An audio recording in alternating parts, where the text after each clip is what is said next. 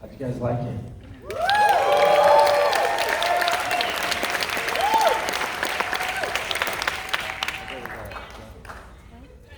You should, for the next show, you should just dance up here. I'll come with you because I have the same problem. I just have to change so I can be a little more incognito. I want to start, first of all, I love this movie, and I just want to thank you for the years that it took you to make this film to give us this experience. For people that don't realize, when exactly did you start working on this? Like, what did it actually take in your life to bring it to screen? Well, the night before the premiere at Cannes, I got an email from the David's executive, Phil Zisla, who thanked me for spending 15% of my life working on the film. And I never really put it in that context. And he was right, because it was 7 years. And it was sort of a 6-day-a-week job. So it was fun. I know that you grew up in Los Angeles. I know you love this movie theater. What the hell is it like watching your movie in the Chinese? It's insane. I mean, it's really an out-of-body experience. You know, I wanted to make theatrical nonfiction films. That was my intended goal. You know, from the time I was in college, and so this is the mountaintop. I mean, to bring a documentary in here is just speechless. Well, the other thing is this theater, I mean, I love this theater, the sound, the projection, everything about it is amazing. For you, what is it like? I mean, the other thing about this movie is the sound mix. It is phenomenal. Can you sort of talk about that? Yeah, the film was mixed by David Gianmarco and Paul Massey, who was sound designed by all of them from the Academy Award-winning team of Bohemian Rhapsody. Everything was mixed from the original stems. I saw there was some applause for Tony. Tony Biscotti was a great mentor. Paul Massey did the mix up. Well, we should applaud for Paul, because Paul did the mix. So we were starting from scratch. So we were making the songs up as we went along to spread them around so we can sort of find a pocket for the narration. And the whole idea behind the film from the beginning was to simply, before I even knew I was in Bowie, was to do this IMAX music experience. To basically take my favorite artists and to put them in this environment. But I had never dreamed of Bowie in this. I mean, this is way up beyond my wildest dreams. So a story that I've heard you say is it's about early on in the process, before you really knew if the film worked. I believe you screened it for some interesting people. I'll say it like that. Or early on, I should say. What would you like to sort of Thank you, Stephen. Okay, so Stephen's referring. The first time I had to screen the film, I have a friend named Davis Guggenheim, who's a brilliant director, did Inconvenient Truth. And Davis had done several projects for U2. So he called me up and he said, Bono's in town, he'd like to see the film. And I was like, well, nobody's seen the film yet. I can't screen the film yet. And he's like, dude, it's Bono. And so this was on a Friday, and he wanted to screen on Sunday. So I found him in Raleigh, and he called me up like an hour later and was like, do you mind if Eddie Vedder comes as well? And I actually was like kind of getting like, dude, nobody's allowed to see the movie. He's like, it's Eddie Vedder. I'm like, all right, that's fine. So I was like, no one else.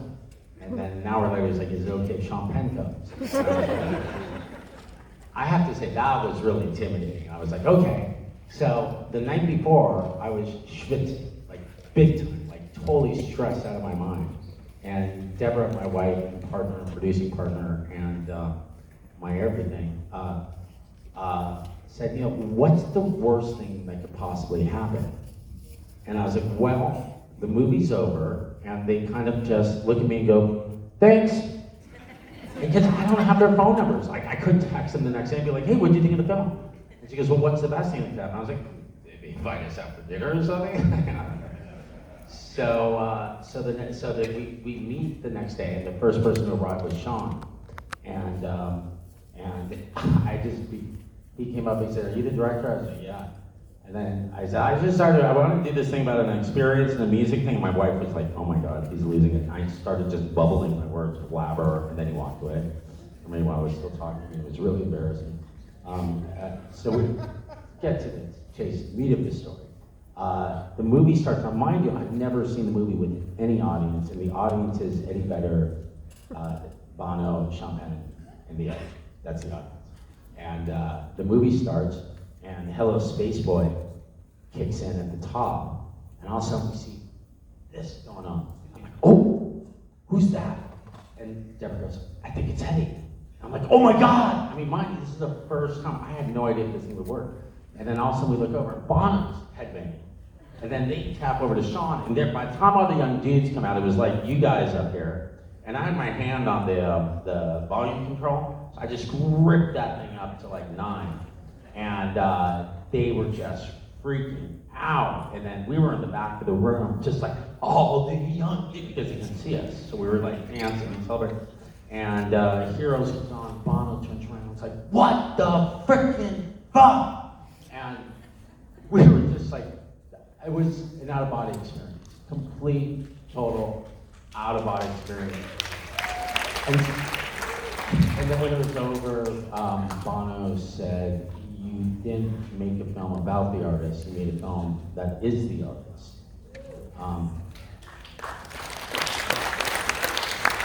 Which is kind of the intent of all my films, is to make films that aren't so much about the subject, but films that personify the subject, that sort of embody the subject. And then he said, one last question, do you drink?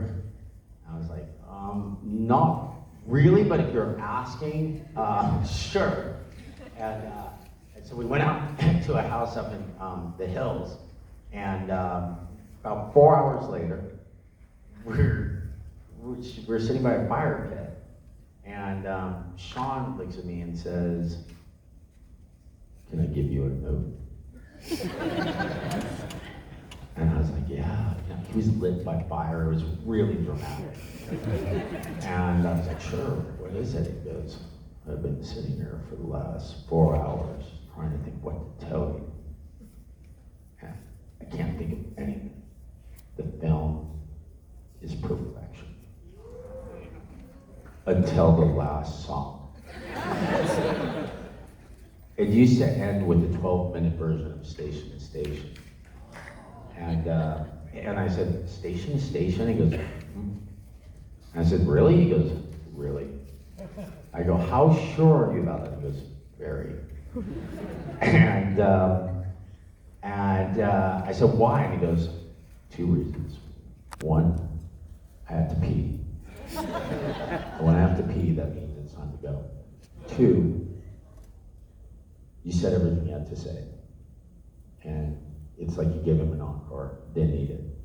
And he was 100% right. I mean, y'all just sat through this movie I know you wanted to see Station to Station. 12 more minutes was, I think, pushing it over the edge. It's kind of a big deal to begin with. But the thing was, Stephen, I had no input for the most part making the film. It wasn't a lot of test screens or anything like that. So he was right, and I was very lucky to catch it at the top there. If it's okay, very quick, can I just make a quick acknowledgement? I think my executive producer, Kathy Downs, in the room. Kathy, just want to thank you for your support. And if I'm not mistaken, I think there's a number of people in here from the Crossroads community. Would that be correct?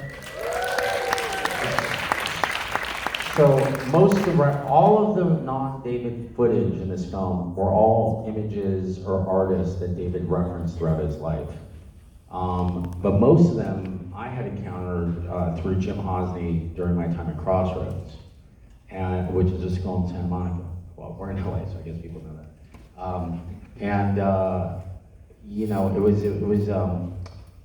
I was very blessed, and I think the reason I'm here tonight is because when I was in 8th grade, I had this amazing English teacher who introduced us to the works of Godard, Bertolucci, and Truffaut when we were like 13 or 14, and too young to really intellectually understand La Chance by Godard, but young enough and impressionable enough to understand that when you see the French New Wave at that age, it's sort of like film can be anything. And so I brought Jim with me to Cannes this year. He's the reason I can see, and he was my creative consultant on the film. Andy Goldman was my classmate at Crossroads, did the titling. And there was a moment where Jim was at the mixing stage with me. And there's a quick clip from Scorpio Rising, the mustard scene, somewhere thrown in here, which I thought was the most subversive act of my life. I would get the mustard scene from Scorpio Rising in an IMAX theater. And Jim was with me, and I just said, Jim, it's like Terry, David's brother. You introduced me to this work, and we'll put it in the film, and then hopefully get passed down to another, some kid will be watching the film somewhere, freeze frame, and go, what's that? Which is how Bowie worked, which is you hear these references, and then you go chasing them. And as some of you guys know, you can spend a whole life sort of trying to chase them. That's, I think, the beauty of David and why this film was as mercurial as it was, without trying to be definitive, to sort of emulate the experience of a Bowie song, to invite the audience to project onto the screen. And I think, with David, the more you listen, the less you know about David Jones, the more you learn about yourself. And I think that's very much by design. So I try to create the film in that sort of pattern so that everybody here can find their own Bowie. And there's no right or wrong, or why is this here or why is it there. As David says at the beginning, the beauty of art is the mystery. So it was, this is the greatest. I've spoken to a lot of directors, and they talk about how there's usually like a sequence in the movie that they repeatedly go back to because they just don't feel they got it in the editing room. Was there a sequence in this that you repeatedly went back to tweak or adjust for any reason? No, I worked in ebbs and flows, so it wasn't a lot of whittling down or anything like that. It was, I'll give you an example, like the scene with Amon. I'd cut that scene. I'd cut the scene before, and I needed a transition. I needed a line to get me into the scene. I spent 26 days in my office. Couldn't figure out what to do. I couldn't figure out how to make the one scene go into the next. On the 27th day, I just put in, and then I met Amon. And that was it. And that was like how this film was. It was kind of spits and spats. And the last scene at the end of the sunshine, the scene with the sun machine, that was all done. I woke up one night at 2 a.m. I had the Avid next to me. I cut that thing, went back to sleep, 5 a.m, and woke up the next day, and that was there, and it was like, and I left it as it is. And that was kind of the way, one of the lessons I learned making this film is that to try to be a little more spontaneous with my work, that it's not about virtuosity. It's almost about letting go and just sort of getting it done and moving on, as the maestro says. So you mentioned that you had that 12-minute sequence that you pulled out. Did you ever have like a way longer cut? Like, did you have for example, a 4-hour version of the movie that you were whittling down? Like, how did that work in the editing? No, this was it. There's no deleted scene. This is just where it landed. Well, there's one deleted scene, obviously, but yeah, that's it. So were you cognizant at all in the editing room about the length as you were cutting? Because there's so many paths for you to go down. I really wanted the film to have an intermission. Like when I started it, I was pretty sure it'd be like 2 hours and 45 minutes or 3 hours, because it's David Bowie. It's a lot to cover. And the film's a little lopsided right now because the intermission break was supposed to be the crescendo signet committee when he goes, I wanna live, and then it's gonna be dun dun dun dun. Psh, ladies and gentlemen, please return after a 15-minute intermission. But then, so the first half was exactly kind of where it was molded to be, and then the second half I ended up whittling down to the point that it was, there was no more space for an intermission. But I would have loved to see the curtains closed. There is so much Bowie footage that you must have looked at that was amazing that you wish you could have put inside the film. What was it like actually spending so many years looking at everything? And was there anything that really surprised you, looking at all the footage and learning so much about it? Everything was a surprise to me because I had never studied him. So everything, every day looking at footage was a revelation. I was sexy. I mean, it's gorgeous. Like to look at him on a daily basis for 2 years really was challenging. I mean, it was like it's hard to focus sometimes. And but in terms of amazing footage, the Earl's Court '78 concert was a standout, which is where the hero's performance was. That was shot on 35mm cameras on 2 nights, 24-track audio, and it was just abandoned and shortly after it was shot. So that was exciting to liberate. The Gene Genie Jeff Beck performance to me was a real rich find, and I mean all this stuff, all the performances I cut specific for the film. Nothing was like sort of usurped from another source, and any more than 1 or 2 shots at a time. So it was all sort of. There was one piece of video art that was really amazing. There's you see this black and white video. It comes in and out throughout the film. There was this tape that David shot in his wherever he was looking at 74, I think. He had a 1/2-inch reel-to-reel video camera. And he was trying to shoot some art off the monitor. And the art was really interesting, but the audio was even more interesting. Because the audio was giving me a whole window into what was happening outside of the camera.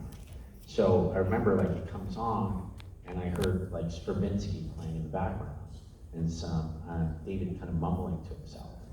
And then it was the jump cut, and you would hear the door opening, and 2 women come in and say, "We brought you some breakfast."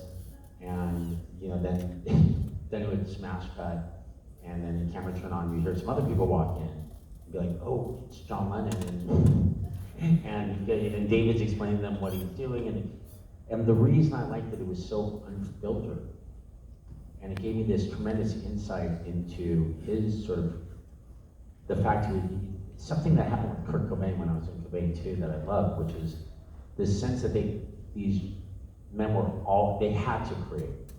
It wasn't an assignment, it was something that like they had to purge. Like with Kurt, I would hear, he would be recording tapes on his boombox, and while he was watching television. And so you would hear the TV, but then you would hear him strum a little bit, and it just, as someone who was not necessarily nurtured artistically as a child, didn't have a strong sort of orientation in that way. I'm in awe of artists like David and Kurt, and their ability to connect with us, and whatever that is, that extra energy David talks about in the film that we're trying to tap into. So it's usually those things, it's the intangibles. The obvious thing to say that it's awesome concert footage, but it's the draw. It's it's paper. It's little things he would write in the margins. One thing that was really surprising was he did a tremendous amount of screenwriting when he was in Los Angeles in '74, '75. I'm not even sure how well known that is, but there were several drafts for a screenplay for Diamond Dogs and a movie about Major Tom. And that was just fascinating because I was seeing how he was thinking about film, and he storyboarded the heck out of a bunch of them. He storyboarded the Black Star video. He was so, and then there's a sequence in here at the conclusion where he's talking about Terry, where there's some planes and the camera pulls back, and then it's this sort of hybrid animation thing. All of those were storyboarded by David, so we sort of, Stephanie, my animator, our animator, sort of just went to his storyboards and pulled the inspiration. I'm so curious if you saw anything, like you mentioned some of these things, and maybe mentioned it to like the Bowie estate, like as in you should think about releasing this. Yes, very much so. Like I've now seen every frame that's in existence, and so there's ongoing conversations about what should be released and what should be sort of presented for free to the world, just because it needs to be out there.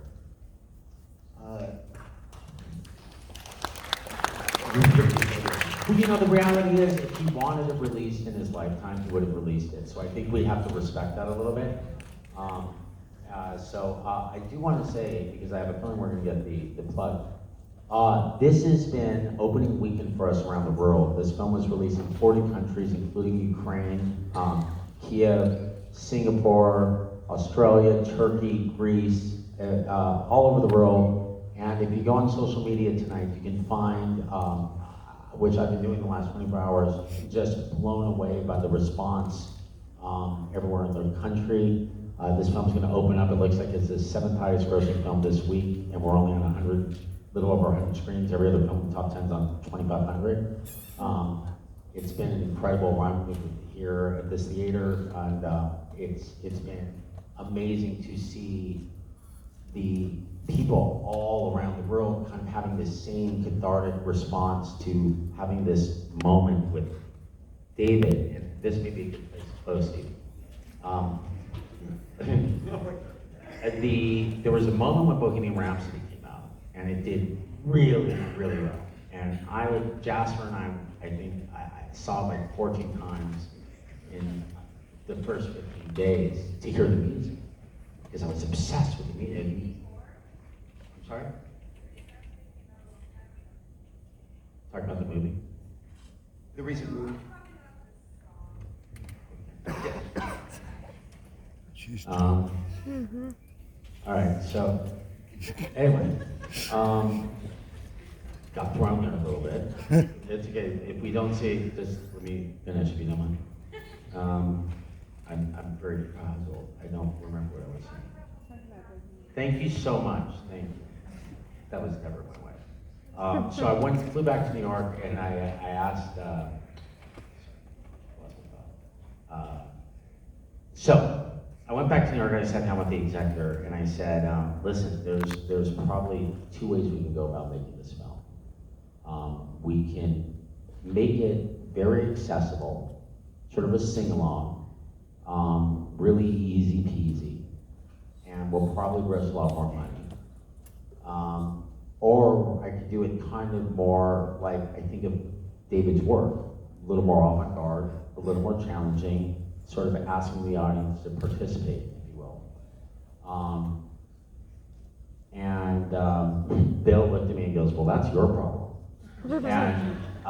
And ultimately the answer was quite simple, which is what I was banking on as I was making it, that if we were true to David and we made it in the spirit of David, that would be not only the only way to do it, but the best opportunity for the film to connect and do it. So to have made this kind of crazy experimental film, and to see it now resonating and connecting with audiences around the world is, I think, is kind of mind-blowing to me. That it's actually working and people are accepting it for what it is, which is an experience and not a fact-based documentary.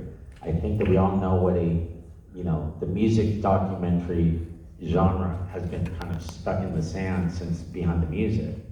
And to me, this is a very exciting, different way to sort of experience music and art and cinema in the holiest of cathedrals. And